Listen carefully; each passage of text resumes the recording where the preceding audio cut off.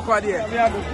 That's I say yes, sir. I say yes, sir. Expectation now, and the game, you know, I said them out. And then the American team of players, I'm not going to say that for how you would do Musa at least. I'm making my first half. I wouldn't respect him. I want to too much, and it shouldn't be that. What I said, go. I didn't know my way to no more. On the upper hand, our match now. On the first half, when I said, I can't home. Now, the last game, no, they did John. No, my boy, you didn't say a second half about Yamabe. And I hope you're so attacked. The goalkeeper put you record. Am I about 10 again? 10 against 11 of Soprano. That's a game planning. Who said numerical disadvantage? Amunya and affect him. So, that's a case I come with the game. Oh, so I'm not coming the game, no. Because now, Professor, who's a professor, we will never have. Walk upon our mother. Young fellow say, relax here. I will never back you. Let's just have the best of the second and get you shop. The 10 against 11 in the final. Now, put you up on me. My daughter said, I'm a game planning in our son. Friday, Kotoko, Asante Airport. Message Ben at the Roma players name at technical team. I'm going to among the couple of Kalai. You know, we had in one Gazal who said, I'm putting you. I'm going to Morocco, one year day. Say, I want to have one go on. Yes, but you're going to have there.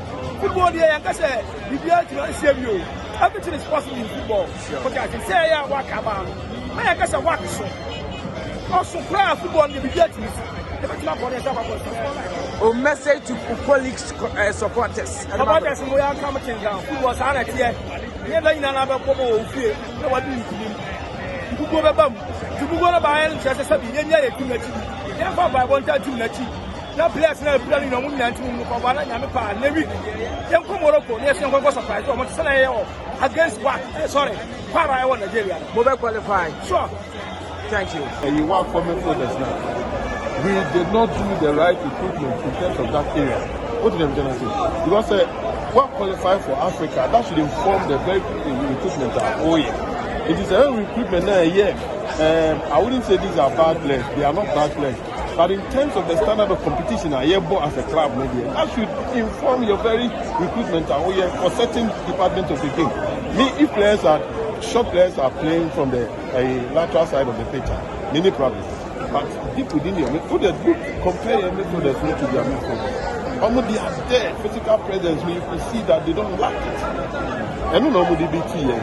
And you know, all right, but I'm what they say, you're not crying for born in the day. But I don't know, physically, they are there. They're able to penetrate into our midfield with ease. What did them tell us? Football and what they physique, a major factor. It's not just about running.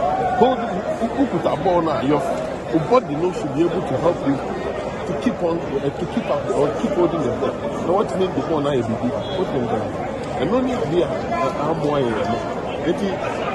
I'm not wishing us early exit from this competition. I'm praying that the debate we can cause some miracle be in Morocco near to Morocco. But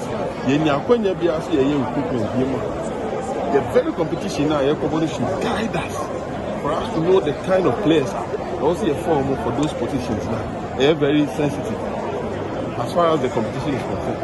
You can't tell me, say, we'll make for number 6 now. Number 6, no, the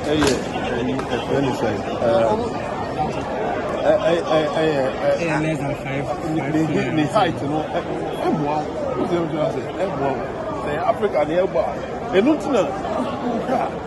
say no South Africa no near the normal teams to call anymore. Because almost bet now no more Morocco and Egypt player no on say no. What them say? Obviously Tanzanian teams now starting PK. It's not just about almost PK, it's because they have identified where the problems problems now are more before. And almost correction. And the major of this will not and you think near name Walid, you know. Many name Walid, you know. The ball no born. I see him more of meaning or number 10, proper number 10. But back Kotoko, I don't know, unsettled well with that barrier, you know. But the way name Walid no see you know, or Taki ye Paramaya, near Cameroon about 8 go. Then come a ball 10 and Emmanuel MP. No one name. No one was a name I need to make one.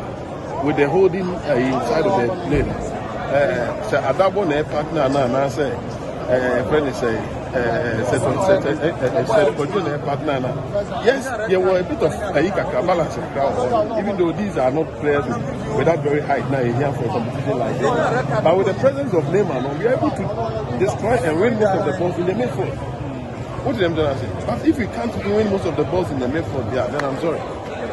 Say Annie Benjamin. The last time I took the win in the stage, and you were part of the team. And then when you are debating well, the management, they're doing a management in there. Well, the management, they're doing a management in there. But for American. And this ball, I have boy, go boy at trains. Almost the idea about opening everything. Oh, and they goalkeeper no red card now. What they have free me. Means Maker said it could be a good moment for him. Because Sani go now no other mind. And then you go no other mind on Nadia.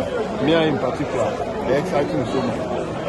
And the ball no one could out on the meaning say mistakes are or the mind on the course. Yeah. You are going to have a quality goalkeeper to replace him in the shape of that boy now by very good goalkeeper, Aziz. Very good goalkeeper. And then if you want to you make sure say you better share me for league. You better share me for because you have your first there 20-25 minutes here. Hey, Jack. What's the name? Hey, Jack. It's also a member Gina Boni. Or pay a member Gina Boni. No, multimedia see. So in a member the Gina Boni, no see any one more. I'm no Pima and not for Moji. Tomu Jim and S for Honey, their partnership. That's all. The management may be a more and I return leg me a Friday. Friday and then almost training no matter to get a management no more. Get a management. The technical team, the technical team should sit up. Also sit here. No make sure say yes and then on me as I will. To me apart from my results. You know, Teshana Massenye na mo sheshe and a game no e ko said them out. Expectation are Kenya Sakai. And you know, give me the Bakasa Koyama, success for sending by Koyama because I can support the Yakai and win. To see a bonus you are. Let's say Koyama. Who will say red card in the Kotoko? Oh, red card in the no high.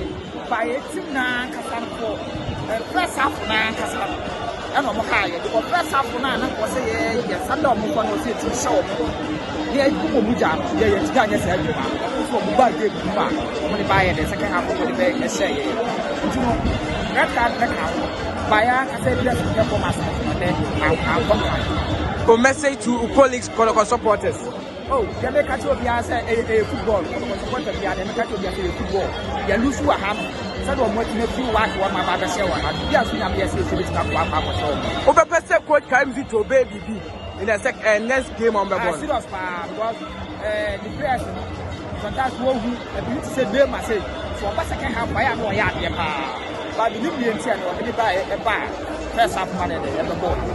So the men make us the press will move this way yard or second half one second half. That's why yard or first half one first half. I don't think so. Referee, I mean, the performance was good for me because he was playing according to the whistle of the away team, and which was very, very bad. But with the incident of red card, and I think it was truly a red card because as a goalkeeper, you don't do that. So I mean, that's it.